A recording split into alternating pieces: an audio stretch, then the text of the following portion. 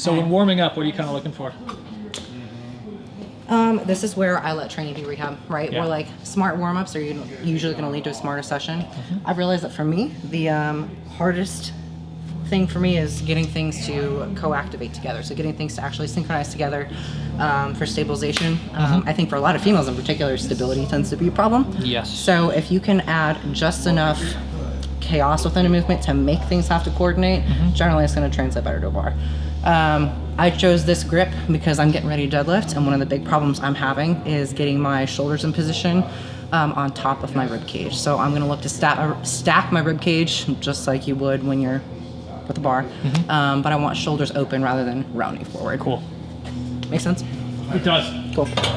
Painfully makes sense, right? That's what we're looking for. Oh God. One day I'll grow. That's what I say, right? So what sort of things are you focusing in on for this? So first I'm going to find lat proprioception. A lot of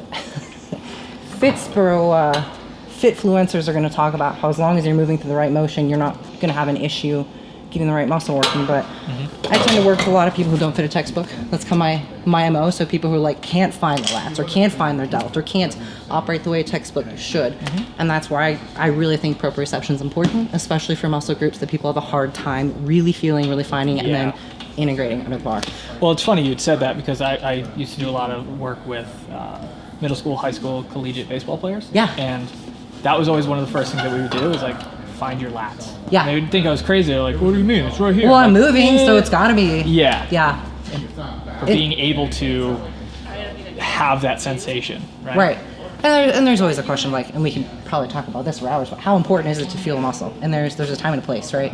But for the purpose of warm-ups, I need to get my brain connecting to that muscle because I struggle with those under the bar. So no matter what a Fitfluencer tells me if a muscle is or is not working, if I'm not feeling it, it's not going to translate. And I want to have a good session because I'm a meathead and I like to lift weight. Oh, absolutely. And you're kind of using this as a gauge. Yeah, this is really just a primer more than anything. Just wake up some of those neural connections. Let's do it.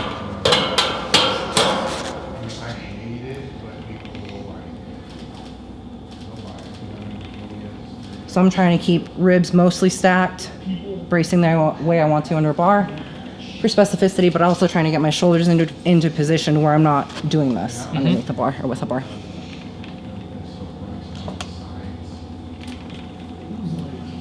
Now in terms of this, because you're using this more of a feeler, sets and reps, just kind of like when you're there kind of thing, or mostly. I mean, depending on where I'm at in a training cycle too, I will use this as an actual like training movement, and I'll look to progress it. Sure. Finger there.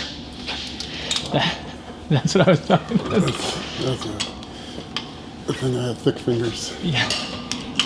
Jeez. At least you can reach. I'm actually kind of glad to see someone smart struggling to get these together too. Makes me feel a little less. This is kind of like physics. This is way harder than physics. Yeah. There we go. Is it still too high, Sam? Good one. You're not helping. You just need a little change. No, I know, we're good. We have to change the attachments. Edit. So looking at Justin, just because I've watched him train a lot, if you look at his whole trunk and torso, his whole rib cage is kind of forward. It's going to throw off and change thoracic dynamics. Really, really common in bodybuilders. Great for posing, great for aesthetics, but it can change the ability to actually maintain intra-abdominal pressure, which is obviously going to influence positioning with the bar and all of that. So if he really wants to get good contraction, he's getting a little bit of lean back. You're probably feeling great connection. Yeah? Yeah. I mean, that's probably light for you.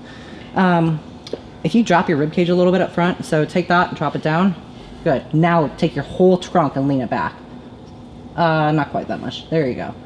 Good. Embrace just a little bit more. Yeah, he already lost position a little bit. Patterns. They die hard. Well, it's interesting listening to you talk because I come from a bodybuilding background. Right.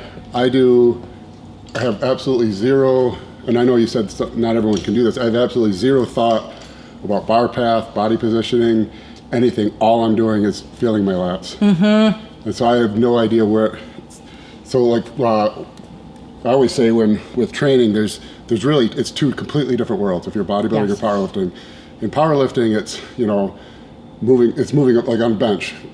Can I move the bar from pause on my chest to full extension with keeping my butt on the pad, or whatever the rules Right. are for the federation.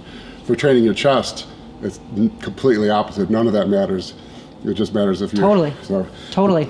it'd be interesting. I'll be curious to see what you say about my form on some of this stuff. But Well, yeah, even because I'm thinking- not... The only thing I'm thinking is I'm trying to just contract my lats. Yeah, but even if you think about like what portion of your lat you're trying to hit, what's happening with your rib cage and the position of your trunk is going to be able to bias different portions of lats a little bit, right?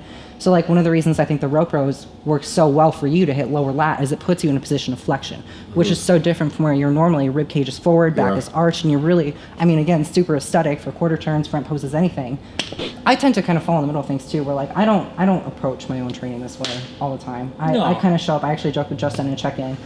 We're talking about form, and I was like, dude, I'm like the least technical lifter out there. I'm like, let me go in and like just train. That's all I want to do. But it's just the idea of awareness, right? Like if you even just have a little bit of awareness of positioning, Yeah.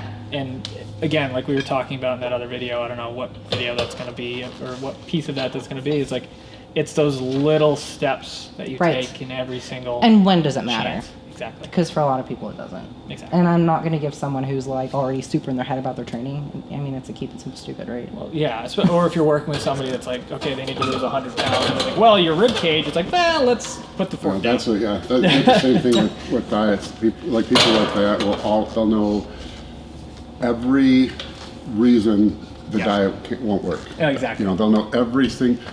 It's always like like you see with fruit, like overweight people always say, well, fruit's just sugar.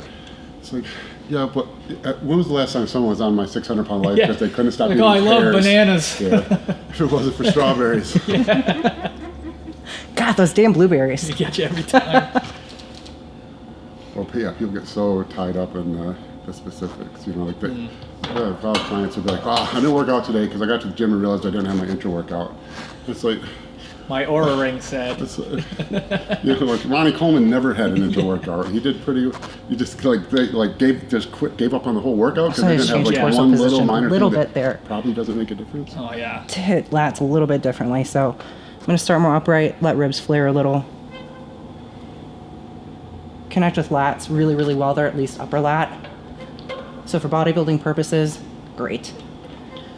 For powerlifting, if I want to focus on stacking my trunk and using lats to kind of absorb / deal with force transmission through the spine, I'm going to keep my spine and ribcage in the same position that I would want, close to under a bar. Initiate kind of like packing the armpits, just like you would with a bar, and then stabilize.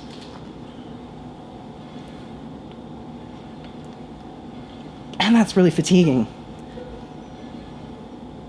And do you find that your first point of where the breakout happens is more that torso positioning as opposed to like the lat, right? Like that's totally. the connector to those lats. But it's just like, we do things like prescribed planks for like 2 minutes all the time. And when are you trying to get something to stabilize for 2 minutes? Like when are you under a bar for 2 minutes? Yeah. So, if you can train the muscle specifically for force transmission for the amount of time that you're going to be in a working set, you're probably going to be primed better. So that's the difference between, using something as a primer versus like a hypertrophy movement for tension. Yeah, mechanical tension.